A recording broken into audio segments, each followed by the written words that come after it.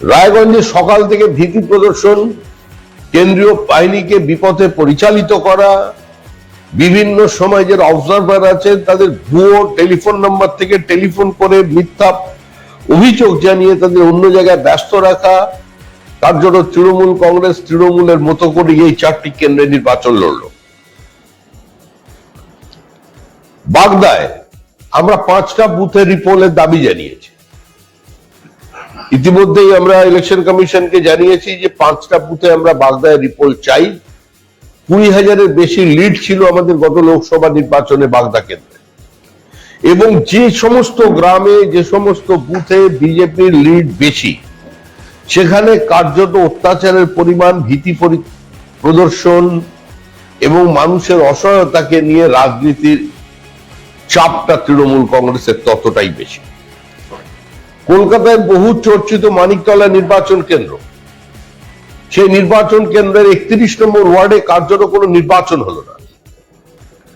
পুরো 31 নম্বর নির্বাচনকে একটা অবাধ তৃণমূল কংগ্রেসের ছাপ্পার স্বর্গদান বানিয়ে ফেলা।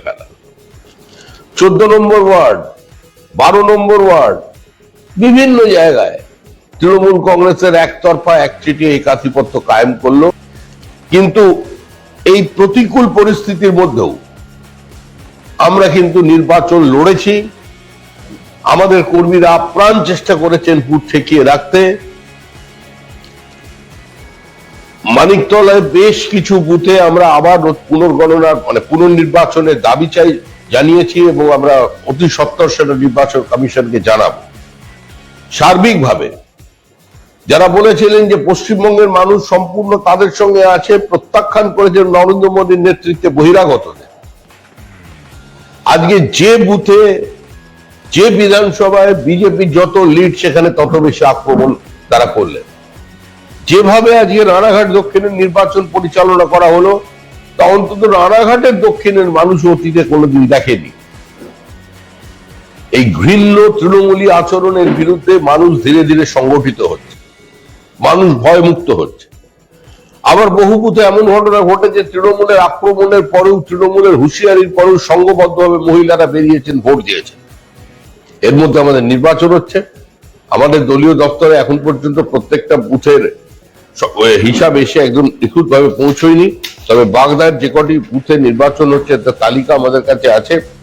আমরা এর মধ্যে 5টা বুথে রিপোলের দাবি করেছি। এছাড়াও মানিকতলার সম্পূর্ণ বুথের হিসাব নিয়ে আমরা পুরো মানিকতলার নির্বাচনের দাবি জানানো কিনা সেটা আমরা এখনো সিদ্ধান্ত নিইনি, তবে আমরা অধিকাংশ বুথেই মানিকতলার যে ঘটনা ঘটেছে সেটা আমরা নির্বাচন কমিশনের কাছে নিয়ে যাচ্ছি।